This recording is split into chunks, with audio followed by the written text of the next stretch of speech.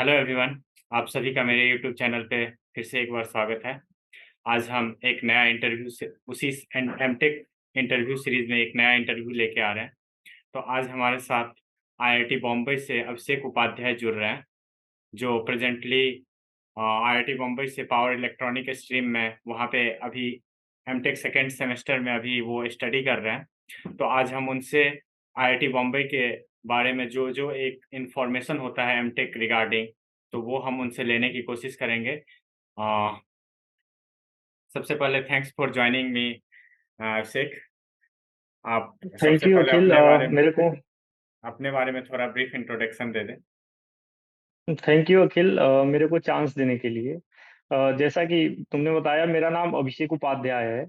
अब हम्म। मैंने 2021 में अपना BTech Madan Mohan Malaviya university of technology Gorakhpur से कंप्लीट किया hmm. In electrical engineering discipline. उसके बाद मैंने गेट की तैयारी करी और फिर मैंने यहाँ पे आईआईटी बॉम्बे में power electronics and power system में अभी मैं अपना एमटेक कर रहा हूँ। तो अभी जैसे हम बहुत सारे टॉपिकों पे जो टू द पॉइंट हम डिस्कशन रखने की कोशिश करेंगे। जैसे कोई भी अगर एमटेक परस्यू करना चाहते हैं तो उन्हें बेसिक इन्फॉर्मेशन होना चाहिए।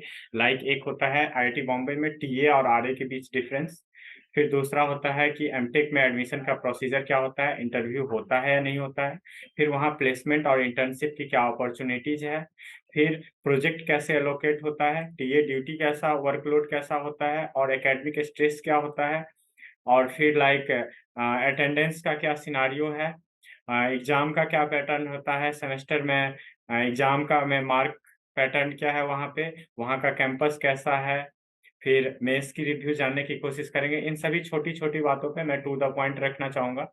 तो सबसे पहले मैं जानना चाहूँगा कि वहाँ एडमिशन का प्रोसीजर क्या है। यहाँ पे जो बेसिकली एडमिशन है वो गेट के थ्रू ही होता है। हम्म। और एमटेक में यहाँ पे दो कैटेगरी है, जैसे कि अदर आईआईटीज में है। तो कुछ हम्म। आईआईटीज में जैसे एमएस प्रोग्राम है, तो यहाँ पे हम्म। एमएस होता है और टीए होता है। यहाँ पे उस एमएस को आरए कहते हैं, रिसर्च असिस्टेंट। और एक प्रोग्राम जो है वो टीए का प्रोग्राम है। तो जो टीए का प्रोग्राम है वो बेसिकली 2 ईयर प्रोग्राम है, और जो आरए प्रोग्राम है वो 3 ईयर प्रोग्राम है। तो एडमिशन का प्रोसेस तो बेसिकली गेट वाला ही है। तो जैसे सीओएपी में शॉर्टलिस्ट होने के बाद या फिर वहां से उसके बाद इंटरव्यू प्रोसीजर होता है या फिर डायरेक्ट एडमिशन होती अ, अभी लास्ट ईयर इंटरव्यू नहीं कंडक्ट हुआ। है। डायरेक्ट गेट स्कोर पे ही हो गया टीए के लिए, जो 2 ईयर का प्रोग्राम है। बट जो आरए के प्रोग्राम्स हैं उसमें इंटरव्यू भी होता है, और कुछ डिपार्टमेंट जो है अपना रिटेन टेस्ट भी करा सकते हैं। और जो कुछ टू टू ईयर वाले प्रोग्राम है जो इंटरडिसिप्लिनरी हैं, जैसे कि एनर्जी सिस्टम ब्रांच जो यहाँ पे है, तो वहां पे इंटरव्यू भी होता है और रिटन टेस्ट भी होता है। तो ये बेसिकली डिपेंड करता है कि ब्रांच टू ब्रांच और डिसिप्लिन जैसा है उस हिसाब से वो कंडक्ट कराते हैं। तो जैसे कि वहाँ पे कौन-कौन से ब्रांच, मतलब पहले हम गेट स्कोर की जानने की कोशिश करेंगे कि एक ओवरऑल आइडिया, जैसे कितने गेट स्कोर पे हम आईआईटी बॉम्बे एक्सपेक्ट कर सकते हैं? जैसा कि अब ये है कि थोड़ा गेट गेट रिजल्ट आने के बाद सबका जो मोस्ट सबको आईआईटी बॉम्बे ही चाहिए, तो गेट स्कोर तो यहाँ काफी हाई है। और जैसा लास्ट ईयर में कट ऑफ बताऊं तो 800 प्लस जो है पावर इलेक्ट्रॉनिक्स की कट ऑफ थी, जनरल की। हुँ। और 750 जो थी वो कट ऑफ थी ओबीसी की। हुँ। बाकी ऐसे ही category wise cut off low होती गई है, बट कट ऑफ काफी हाई है। अगर वहाँ पे डिमांडिंग ब्रांच की बात करें, तो जैसे कुछ कोर ब्रांच हो गए, पावर इलेक्ट्रॉनिक्स, इलेक्ट्रिकल के अंदर आ गए थोड़ा-सा, और भी बहुत सारे इंटरडिसिप्लिनरी ब्रांचेज़ भी हैं। तो वहाँ पे ब्रांच का क्या प्रायोरिटी रखा जाए?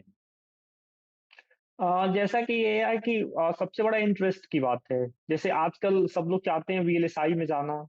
तो अगर किसी का इंटरेस्ट वीएलएसआई डोमेन में है, तो वो ब्रांचेस की प्रेफरेंस अपने स्कोर के हिसाब से अगर रखना चाहे तो टॉप पे आईसीएस जो है, इंटीग्रेटेड सर्किट। उसके बाद वो यहाँ का जो इलेक्ट्रॉनिक सिस्टम है, और इलेक्ट्रॉनिक सिस्टम के बाद एसएसडी हो गया, solid state devices.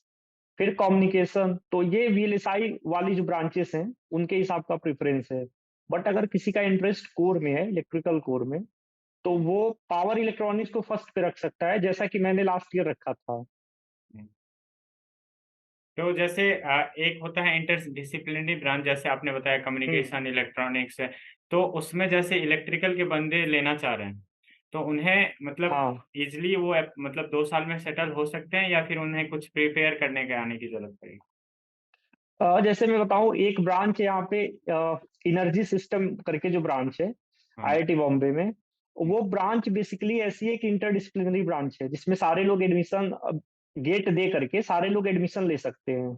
Hmm, but जो लड़का इलेक्ट्रिकल का है उसमें, हुँ, जैसे कि अगर मैं गेट अपना इलेक्ट्रिकल में दिया और मैं इंजीनियरिंग सिस्टम ब्रांच में एडमिशन लिया, तो मेरी जो प्रोफ़ाइल है, मैं उस प्रोफ़ाइल को अपने अकॉर्डिंग बना सकता हूँ, क्योंकि इतनी छूट है यहाँ पे, आपको इतने सारे ऑप्शन है करने के लिए कि अभी इंजीनियरिंग सिस्टम ब्रांच के जो लड़के हैं, वो सारे मेरे साथ ही कोर्स कर रहे हैं। तो उनकी जो प्रोफ़ाइल है, वो पावर इलेक्ट्रॉनिक्स की प्रोफ़ाइल बन रही है, बेसिकली जो प्रोफ़ाइल है। उनका जो प्लेसमेंट है, वो मेरे साथ ही प्लेसमेंट होगा, सबका प्लेसमेंट एक साथ होगा। हुँ। ऐसा कुछ इंटरडिसिप्लिनरी बस वो नाम का है, केवल 1-2 सब्जेक्ट जो कोर सब्जेक्ट है उस डिपार्टमेंट के। बाकी आप इलेक्टिव में आप अदर डिपार्टमेंट्स के कोर्स लेकर कर सकते हैं। बेसिकली आपकी प्रोफ़ाइल आप जैसे चाहेंगे वैसे बन जाएगी। अ, जहाँ जैसे कि हम वहाँ की बात कर रहे हैं, तो वहाँ पे एकेडमिक स्ट्रेस क्या है? क्लासेस का क्या लोड है? फिर एक्स्ट्रा ड्यूटी उन सब चीज़ों का कैसा मतलब वहाँ पे लोड है? अगर कोई बच्चा मतलब आईआईटी बॉम्बे में एनरोल कर रहा है और वो चाह रहा है कि हम एमटेक के साथ-साथ और भी कुछ तैयारी करें, एज़ ए एमटेक बैकअप के रूप में लेके चल रहा है, तो वैसा वहाँ पे क्या सिनेरियो है वहाँ? नहीं, यहाँ पे जो वर्कलोड तो है। वर्कलोड ये है कि सबसे ये डिपेंड करता है कि आपने क्या कोर्सेज़ ले रखे हैं। पे? क्योंकि कुछ कोर्सेज़ ऐसे हैं कि जो फिक्स हैं, आपको लेने हैं और अदर कोर्सेज़ आपको जो टोटल कंप्लीशन है आपका जो जिस पे आपका एमटेक कंप्लीट होगा, जितने क्रेडिट की रिक्वायरमेंट है, तो वो आपको फुलफिल करने हैं। तो उसी के अकॉर्डिंग आप कोर्स को सेलेक्ट करते हैं ताकि आने वाले सेमेस्टर्स में आपका वर्कलोड थोड़ा कम हो तो आप प्रोजेक्ट की तरफ ध्यान दे पाएँ। तो फर्स्ट सेमेस्टर में तो वर्कलोड होगा आपका और आप जैसे कहें कि अदर एग्ज़ाम की प्रिपरेशन करना, हुँ, तो ये तो पॉसिबल नहीं है कि आप आईआईटी ओल्ड आईआईटीज़ में या किसी भी आईआईटीज़ में जाकर के शायद हुँ, आप अदर एग्ज़ाम की प्रिपरेशन कर पाएँ। और रही बात अदर एग्ज़ाम की प्रिपरेशन करने की तो करना ही क्यों है? क्योंकि पॉसिबिलिटी इतनी सारी हैं कि आप हुँ। फिर यहाँ पे अगर एक बार आए और आप अगर अपना करियर अगर चाहते हैं प्राइवेट डोमेन में बनाना, तो फिर लॉट्स ऑफ अपॉर्च्युनिटीज़ हियर। अब जैसे हम वहाँ की इसपे जैसे मेन किसी भी बच्चे का मेन फ़ोकस होता है मोस्टली, बाकी सबका तो किसी का हुँ, रिसर्च ओरिएंटेड होता है, किसी का कुछ और होता है। तो मेन ओरिएंटेड होता है प्लेसमेंट और इंटर्नशिप। तो वहाँ पे हुँ। इंटर्नशिप और प्लेसमेंट का क्या सिनेरियो है? जैसा कि एमटेक में यहाँ पे हुँ, इंटर्नशिप अलाउ नहीं है। आप प्लेसमेंट ही डायरेक्ट यहाँ पे प्लेसमेंट ही होता है, इंटर्नशिप अलाउ नहीं है। बट अगर आप आ रहे हैं, तो हुँ, आपके पास चांसेस है कि आप किसी जैसे आरए का क्या है कि कुछ लोग आरए जो हैं, प्रोजेक्ट आरए होते हैं, तो वो एक प्रोफ़ेसर के अंडर में साइन होते हैं। तो अगर हुँ, वो प्रोफ़ेसर किसी कंपनी का प्रोजेक्ट अपने अंडर में कर रहे हैं, तो वो उनके साथ मिल करके उस प्रोफ़ेसर के साथ मिल करके उस प्रोजेक्ट में इन्वॉल्व हो सकते हैं। बाकी जो स्टाइपेंड है, वो डिपेंड करता है कि प्रोफ़ेसर उनको स्टाइपेंड जो प्रोजेक्ट आ रहे होते हैं, उनका हुँ, स्टाइपेंड प्रोफ़ेसर देते हैं, जो उनको उस प्रोजेक्ट से मिलता है। और मैं अगर आपको बताऊँ तो अभी रिसेंटली मेरे ही ब्रांच के पावर इलेक्ट्रॉनिक्स ब्रांच के मेरे जो कुछ दोस्त हैं, वो एक हुँ, कंपनी के प्रोजेक्ट के लिए अभी हुँ। उसके वर्क इम्प्रूवमेंट को शो करने के लिए अभी दूसरे सिटीज़ गए हुए हैं एक प्रोफ़ेसर के साथ। तो काफ़ी अच्छी अपॉर्च्युनिटी है।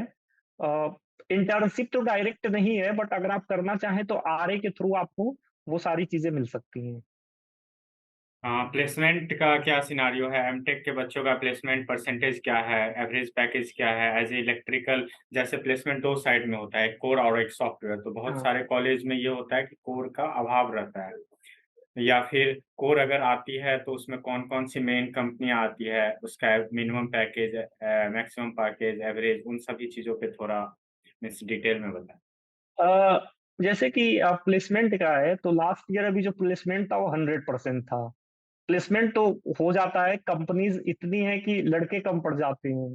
हुँ, तो और रही बात पैकेज की, तो अभी हुँ, जैसे मार्केट में क्या है कि जैसा अभी र्यूमर फैला है कि कोर में अगर मैं पावर इलेक्ट्रॉनिक्स की बात करूँ, तो हुँ, जैसा बहुत लोग देखते हैं कि उनको ये लगता है कि पैकेज नहीं है कोर में।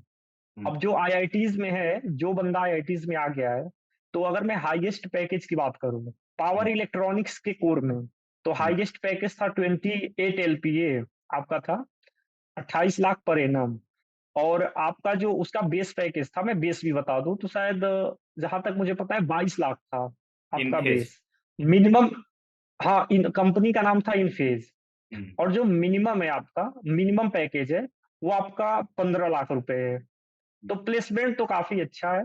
अब ये डिपेंड करता है कि आप पैकेज जो है, वो आपकी स्किल पे डिपेंड करेगा। आपने किसने अपने स्किल को इम्प्रूव करा यहाँ पे आके।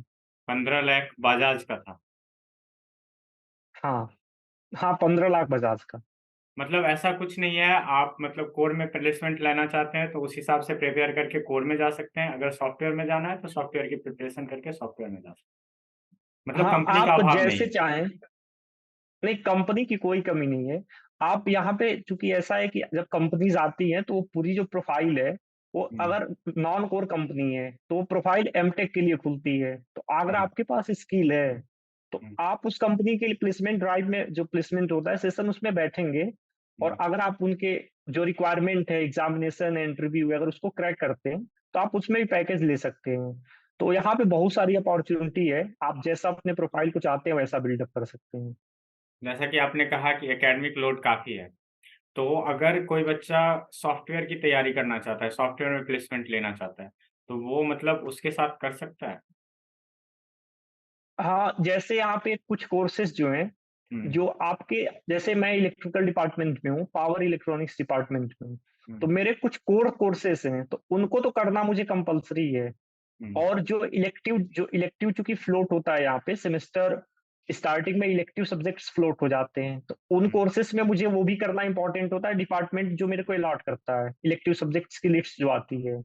बट अगर हुँ, आप चाहते हैं कि नॉन कोर की तरफ जाना और चाहते हैं आप डेटा साइंस जैसे सब्जेक्ट को प्रिपेयर करना या हुँ। आर्टिफिशियल इंटेलिजेंस जैसे सब्जेक्ट को प्रिपेयर करना, तो आप उस ब्रांच के कोर्सेज को ले सकते हैं और फिर जा करके उसमें पढ़ाई कर सकते हैं। ऐसा कुछ यहाँ रिस्ट्रिक्शन नहीं है कि आप इलेक्ट्रिकल के हैं तो कोई कोर्स नहीं ले सकते। अगर आपके पास स्लॉट बचता है अपने कोर्सेज के अलावा, तो आप वो सारी चीजें कर सकते हैं। सॉफ्टवेयर में क्या पैकेज रहता है? और सॉफ्टवेयर में तो पैकेज काफ़ी हाई है।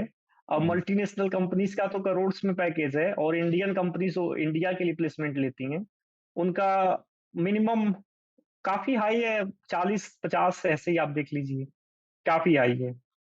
जैसे कि ऑब्वियसली आईआईटी बॉम्बे में सारे टॉपर्स जाते हैं, तो बहुत सारे लोग ऑब्वियसली छोड़ देंगे, तो कितना स्ट्रेंथ बच जाता है लाइक समय बीतने के साथ? जैसे अभी मेरे ब्रांच की जो इनटेक है वो 22 की है, हुँ, बट अभी मेरे इस टाइम पे टोटल 8 लोग बचे हुए हैं। बाकी लोग जो है उन्होंने पब्लिक सेक्टर की तरफ चले गए वो सारे लोग। But at the end strength तो केवल वही बची है जो इंटरेस्टेड है करने के लिए, बाकी तो सारे लोग जो हैं पब्लिक सेक्टर ही चले गए हैं।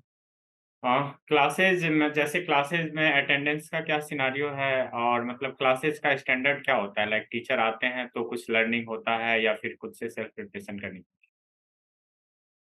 नहीं, नहीं, यहाँ पे ऐसा है कि आपको अगर किसी प्रोफ़ेसर को अगर कोई क्लास असाइन है, हुँ, तो प्रोफ़ेसर अपने टाइम पे आएँगे और क्लास जितना उनको अलॉट है उस स्लॉट को लेंगे। हुँ, आपका कोर्स एकदम टाइम पे कंप्लीट होगा और लर्निंग तो आपको यहाँ पे काफ़ी अच्छी मिलेगी।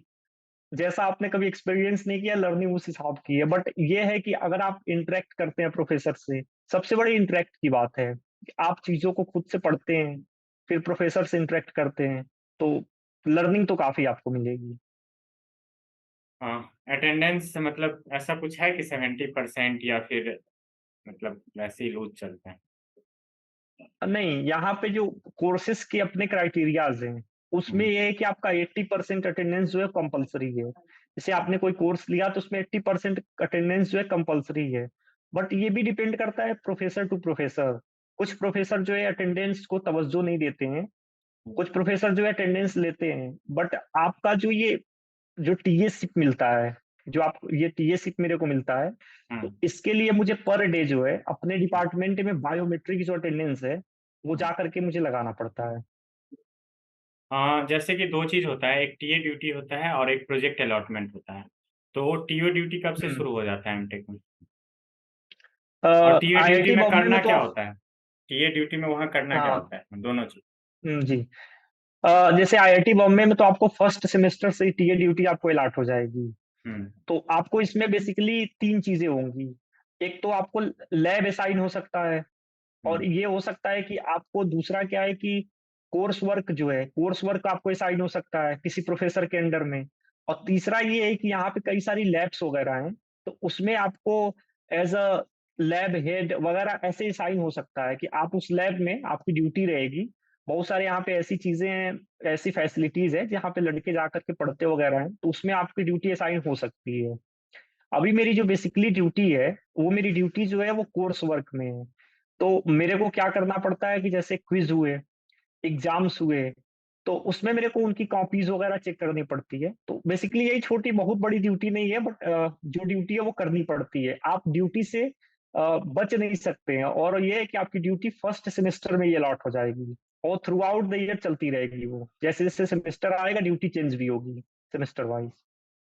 हाँ, जैसे कि एमटेक में 1 साल प्रोजेक्ट करना होता है, 1 साल एकेडमिक वर्क होता है। तो प्रोजेक्ट गाइड का क्या सिस्टम होता है? कब से प्रोजेक्ट गाइड अलॉटमेंट शुरू हो जाता है? प्रोजेक्ट कैसे चुना जाता है? इसका क्या प्रोसीजर? देखिए, आप जब आएँगे पहले सेमेस्टर में, हुँ, तो बेसिकली जैसे यहाँ पे आईआईटी बॉम्बे में पावर इलेक्ट्रॉनिक्स ब्रांच की मैं बात करूँ, हुँ, तो सब पहले सेमेस्टर में आपका एक सेमिनार होगा, हुँ, कोर्स वर्क में एक सेमिनार होगा, तो वो करना कंपल्सरी है, वो तो आपको करना पड़ेगा, आपके डिपार्टमेंट का है।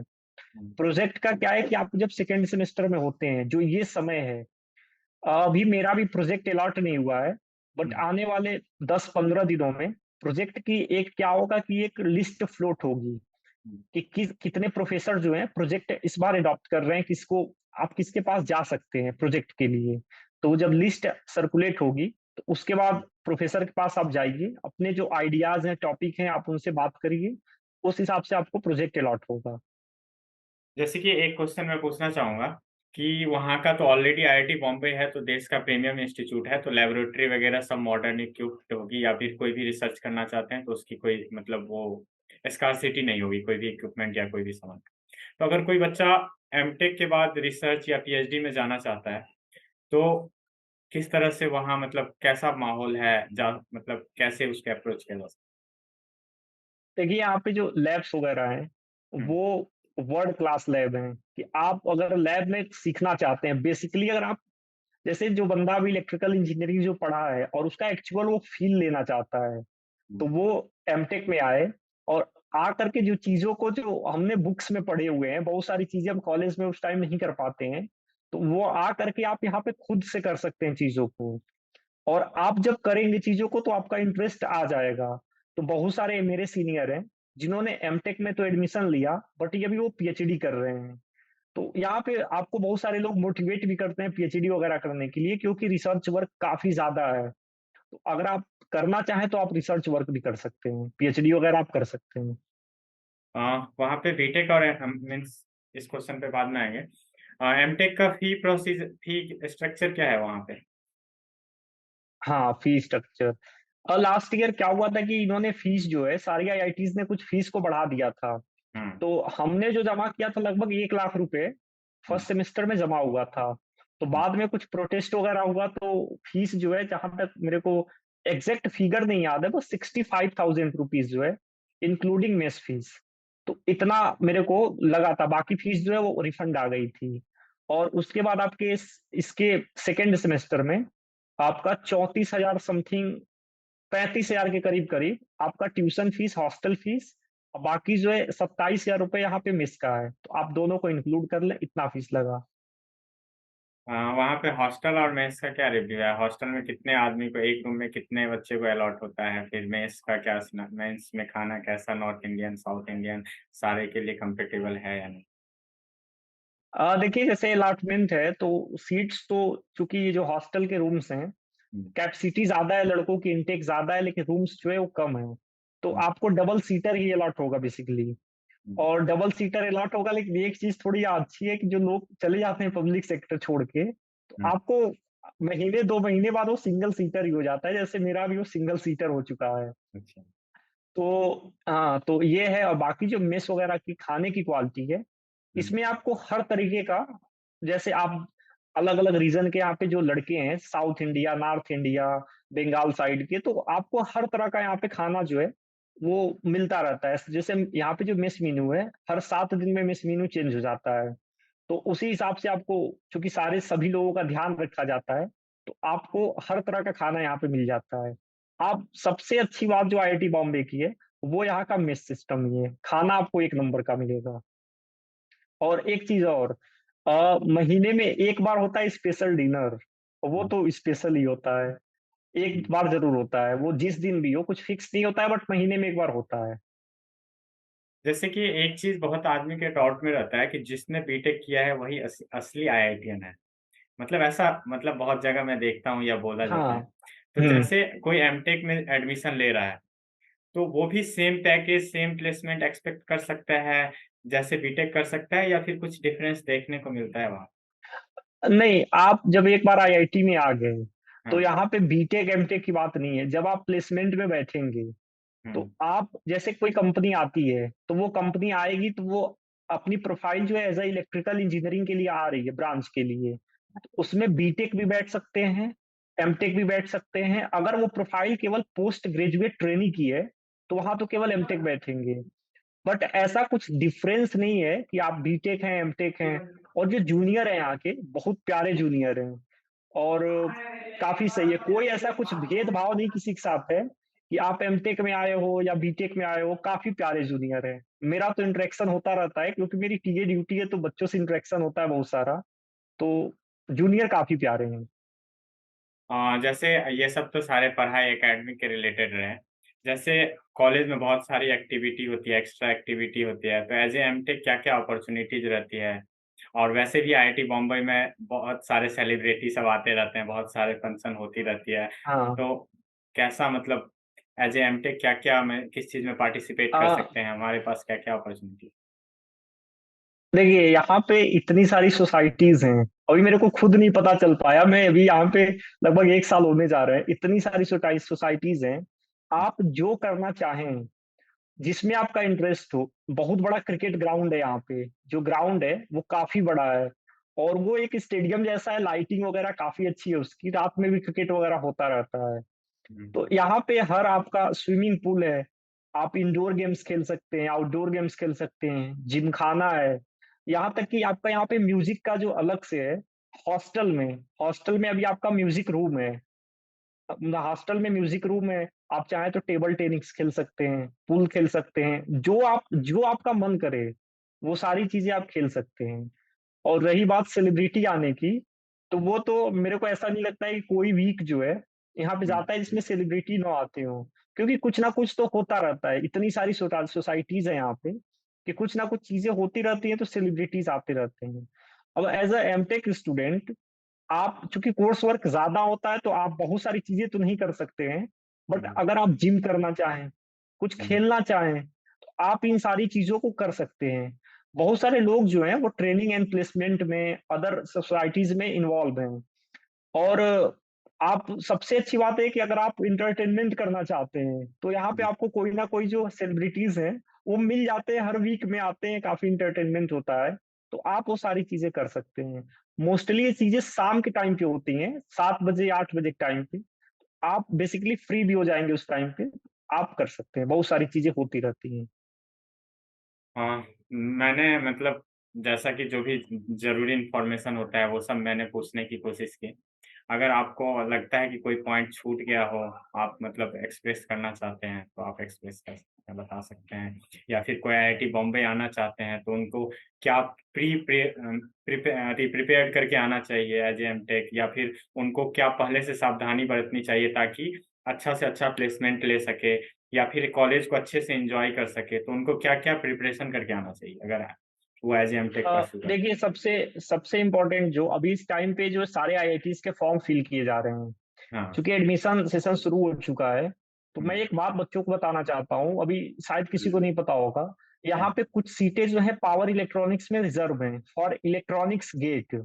अगर आप इलेक्ट्रॉनिक्स के गेट लिखे हुए हैं, तो आप पावर इलेक्ट्रॉनिक्स में भी एडमिशन ले सकते हैं, कुछ सीटें रिज़र्व हैं। तो अगर किसी का बहुत अच्छा स्कोर नहीं है, एज़ अ इलेक्ट्रिकल इलेक्ट्रिकल का वो था, बट 2 पेपर में उसने एक इलेक्ट्रॉनिक्स में भी गेट लिया, तो उसके पास अपॉर्चुनिटी काफ़ी अच्छी है अगर उसने सही से फॉर्म फिल किया होगा तो। अपने इलेक्ट्रॉनिक्स के गेट से अगर फॉर्म फिल करेगा, तो यहाँ पे वो आ सकता है ईज़िली। ये बात बहुत लोगों को नहीं पता है और दूसरी चीज़ ये कि आप जैसे आपने पूछा कि क्या प्रिपेयर करके आना चाहिए। तो आपको बेसिकली जो बेसिक सब्जेक्ट्स हैं आपके, जैसे अगर आप पावर इलेक्ट्रॉनिक्स में आ रहे हो, तो आपको पावर इलेक्ट्रॉनिक्स आपने जो बेसिक गेट लेवल पे पढ़ाई करी है और पावर सिस्टम, ये आपको 2 चीज़ जो है प्रिपेयर करके आना चाहिए। इससे क्या होता है कि आप फर्स्ट डे से ही प्रोफ़ेसर के साथ काफ़ी कोप अप कर सकते हो। नहीं तो फिर क्या होता है यहाँ पे आकर के आप फिर से स्टार्ट करते हो, 4-5 महीने एकदम चिल करके आते हो। तो फिर स्टार्ट करने में थोड़ा टाइम लगता है, बट अगर आप थोड़े से प्रिपेयर करके आओगे माइंड को, तो काफ़ी चीज़ें ईज़ी हो जाएँगी। हाँ, एक मीन्स गर्ल्स और बॉयज़ का क्या रेशियो रहता है क्लासेस में, लाइक एमटेक में? अब हाँ, यहाँ पे गर्ल्स एंड बॉयज़ का जो रेशियो है बीटेक में तो काफ़ी सही है, हुँ, बट एमटेक में तो ख़ैर जो 1-2 गर्ल्स आती भी है, पब्लिक सेक्टर का ही होता है तो बहुत सारे लोग चल जाते हैं। बट वीएलएसआई वगैरह डोमेन में लड़कियाँ, पावर इलेक्ट्रॉनिक्स में तो अभी कोई लड़की नहीं है ख़ैर। जो लड़की 1-2 आई भी थी उनका पावर इलेक्ट्रॉनिक्स में था तो वो लोग सब लोग चले गए।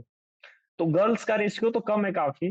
दूसरी चीज़ मैं एक ये बताना चाहूँगा कि अगर कोई जिसने गेट लिखा, इलेक्ट्रिकल में उसकी अच्छी रैंक है हुँ, और वो बंदा केवल इस मार्केट के एक र्यूमर में है कि अच्छा प्लेसमेंट हो जाएगा, वीएलएसआई में मैं चला जाऊँगा। लेकिन हुँ, उस बच्चे का कोई इंटरेस्ट नहीं है एनालॉग और डिजिटल में।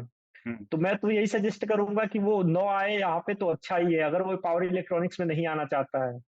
नहीं तो जनरली लास्ट ईयर तक मैंने ये देखा है हुँ, कि क्या होता था कि मेरे बहुत सारे दोस्त जो हैं, वो आईसीएस ब्रांच में, अच्छी-अच्छी ब्रांच में यहाँ पे आए हुँ, और जब धीरे-धीरे चीज़ें जब डिफ़िकल्ट होनी शुरू हुई, तो हुँ, फिर उस चीज़ को नहीं मैनेज कर पाए और एट द लास्ट उनको ब्रांच छोड़नी पड़ी क्योंकि वो एमटेक करना चाहते थे। बट जब मैनेज नहीं हुई चीज़ें, तो ब्रांच छोड़ कर के वो पब्लिक सेक्टर चले गए। तो आप कभी भी पहले तो पैसे की तरफ मत जाइए, आपका जिधर इंटरेस्ट है, आप हुँ, वो देखिए पैकेज हर फील्ड में है। अगर आप पावर इलेक्ट्रॉनिक्स में कर रहे हो, हुँ, कंप्यूटर एंड कंप्यूटिंग में कर रहे हो, कंट्रोल हुँ, एंड कंप्यूटिंग में, पैकेज हर में है। तो ये सबसे बड़ा आपका इंटरेस्ट किधर है? अगर आप केवल पैसा देख कर के आओगे कि वीएलएसआई में जा कर के अच्छा 50 लाख, 40 लाख, 30 लाख पैकेज ले लेंगे, तो फिर वो पैसा आपका मोटिवेशन बहुत दिनों तक नहीं रह पाएगा। फिर आपको यही होगा कि रैंक तो अच्छी रहेगी तो आप यही होगा छोड़कर फिर जाओगे। तो उससे अच्छा है कि आप वो ऐसी ब्रांच में आओ जिसमें आपका इंटरेस्ट है ताकि आप कर पाओ। ये सबसे इम्पोर्टेंट जो है मेरे तरफ से सजेशन है, जो आने वाले अभी बच्चे हैं। हाँ, ये चीज़ चलता है क्योंकि अभी सारे बच्चे पैकेज देख के फिर डिमांड देख के समझ रहे हैं कि वीएलएसआई या फिर कुछ वैसा ही ब्रांच, तो बिना किसी बैकग्राउंड नॉलेज के चूज़ कर ले रहे हैं। मतलब सिर्फ़ ऐज़ ए प्लेसमेंट देख के या फिर हाँ, लोगों की बातें सुन यही के। अभी यही बात मैं बता रहा हूँ कि लोगों की बातें सुन के और हुँ, जैसा अभी मार्केट में है कि प्लेसमेंट केवल उसी में है। फिर वही हुँ, बच्चा यहाँ पे आता है, स्ट्रगल शुरू हो जाता है। कोर्स वर्क जैसे-जैसे टाइम आपका बढ़ेगा तो कोर्स वर्क आपका उसी तरीके से टफ होना शुरू हो जाएगा। फिर हुँ, वो बच्चा मैनेज नहीं कर पाता है और एट द लास्ट कुछ लोग तो छोड़ देंगे, कुछ लोग क्या करेगा पब्लिक सेक्टर चले जाएँगे। तो इससे अच्छा है कि आप अपनी अच्छी ब्रांच में आइए, अच्छे से एमटेक करिए और एक अच्छा पैकेज लेकर के जाइए। और एक चीज़ और है कि यहाँ पे जो पैकेज है, अगर मैं हुँ, पब्लिक सेक्टर से कंपेयर करूँ, हुँ, तो आप अगर केवल स्टेबिलिटी वाली जो एक फैक्टर है, लोग कहते हैं स्टेबल जॉब, नॉन हुँ, स्टेबल जॉब, अगर हुँ, उसको हटा दें, तो पब्लिक सेक्टर से आपको बहुत बढ़िया। मैं डबल, ट्रिपल सैलरी यहाँ पे अच्छी खासी मिल सकती है। मीन्स ये जस्ट आपका पर्सनल व्यू मैं जानना चाह रहा हूँ कि जैसे कि आईआईटी बॉम्बे में अच्छे रैंक वाले बच्चे जाते हैं, टॉपर बच्चे जाते हैं, तो उनके उनको मतलब क्या लगता है कि एमटे आपके हिसाब से एमटेक करना चाहिए या फिर पीएसयू की तरफ मूव कर जाना चाहिए? क्योंकि उनका दोनों तरफ चांस बनता है, इतना स्कोर उनके पास होता है। हुँ। देखिए, ये कई सारी चीज़ों पे डिपेंड करता है। सबसे हुँ, पहले आपका पर्सनल आपका गोल क्या है? दूसरा आपकी फैमिली का बैकग्राउंड क्या है? अगर आप फैमिली से अच्छे हैं, आपकी इकोनॉमिक कंडीशन थोड़ी अच्छी है, आप एमटेक कर सकते हैं और आपको लग रहा है कि प्राइवेट में आप काम करेंगे तो कोई प्रॉब्लम नहीं है, आप थोड़ा अगर कभी समस्या भी आती है, चीज़ें होती हैं तो आप मैनेज कर सकते हैं। आपकी फैमिली कंडीशन अगर अच्छी है, आप हुँ, बिल्कुल एमटेक करिए। अगर आपको ये है कि आपको कोई फैमिली में नहीं है, आपको ये लगता है कि एक सरकारी नौकरी कर लूँ, तो एमटेक में क्या ही पैसा बर्बाद करेंगे आकर के 1 लाख, 1.5 लाख लगाएँगे फिर छोड़ के जाना ही है। तो फिर ये है कि आप पब्लिक सेक्टर की तरफ देखिए। और हाँ। मेरा ओपिनियन जो है, मेरा तो यही ओपिनियन है कि अगर आप करना चाहते हो, जेन्युइन इंटरेस्टेड हो, तो आइए, आपका वेलकम है। और दूसरी चीज़, आपको यहाँ अपॉर्च्युनिटी की कमी नहीं होगी। और जैसे मैं भी जब से आया हूँ यहाँ पे, अभी होता था कि पब्लिक सेक्टर की सैलरीज़ जो दिखती हैं, काफ़ी हाई होती है उनकी सैलरी, बट आप हुँ। जब यहाँ पे आ जाओगे, तो वो सैलरी भी आपको कम दिखनी शुरू हो जाएँगी, अगर आप इलेक्ट्रिकल ब्रांच में हो, कोई भी स्पेशलाइज़ेशन में हो। अगर ओवरऑल कॉलेज कैंपस की बात करें, तो कैसा एक्सपीरियंस रहा है अभी तक? कैंपस आपका यहाँ पे बहुत ग्रीनी टाइप कैंपस है, धूप हुँ, आपको बहुत कम देखने को मिलती है, क्योंकि यहाँ पे जो बीच की सड़क है, चारों उसके चारों तरफ पेड़-पौधे हैं, काफ़ी हुँ। ग्रीनी कैंपस है। माहौल काफ़ी सही है कैंपस का। आप अगर मैं आउटिंग वगैरह की बात करूँ, तो आप 24 आवर आप बाहर से आ सकते हो, जा सकते हो, कोई रिस्ट्रिक्शन नहीं है। और यहाँ पे जो गर्ल्स और बॉयज़ का है कि आप किसी के हॉस्टल में आप जा सकते हो, आ सकते हो, कोई रिस्ट्रिक्शन नहीं है। बट आप गर्ल्स का या बॉयज़ का जो है 10 बजे रात के बाद आप नहीं अलाउ हो। बट आप बाहर घूम सकते हो, कैंपस का माहौल काफ़ी सही है। आप चीज़ों को एन्जॉय कर सकते हो, बहुत सारी चीज़ें हैं, कैंटीन है, बहुत सारी आपके सीसीडी है, और भी आपका बहुत सारे, आप जो चीज़ें खाएँ, अमूल का आपका आइसक्रीम पार्लर है, बड़ी-बड़ी चीज़ें, आप जो चीज़ खाना चाहते हैं, आपको सब चीज़ अवेलेबल हो जाएगी कैंपस में, हर चीज़ अवेलेबल है। बहुत-बहुत धन्यवाद अभिषेक मुझसे जुड़ने के लिए। मैंने सारी अपने तरफ से जितना हो सकता था मुझे जितना क्यूरियोसिटी होता था एडमिशन लेने से पहले, उन सभी चीज़ों को मैंने पूछने की कोशिश की और अभिषेक ने बहुत ही ईमानदारी से सारी चीज़ों को बहुत ही शॉर्ट रखते हुए बताने की कोशिश की। तो अगर आप लोगों को और भी कोई इन्फॉर्मेशन चाहिए हो, तो मैं अभिषेक का लिंक्डइन आईडी पे डाल दूँगा। और साथ ही वो फेसबुक ग्रुप पे भी काफ़ी एक्टिव रहते हैं, गेट स्टूडेंट वाले ग्रुप में, तो वहाँ भी उनसे पूछ सकते हैं, कमेंट बॉक्स में भी पूछ सकते हैं, तो अभिषेक को जब-जब टाइम मिलेगा उस हिसाब से वो आंसर देने की कोशिश करेगा। और अगर ऐसे ही वीडियो देखने के लिए बहुत-बहुत धन्यवाद। अगर आप मेरे चैनल पे नए हैं, तो प्लीज़ सब्सक्राइब करें। बहुत-बहुत धन्यवाद। धन्यवाद अभिषेक जुड़ने के लिए। Thank you, okay.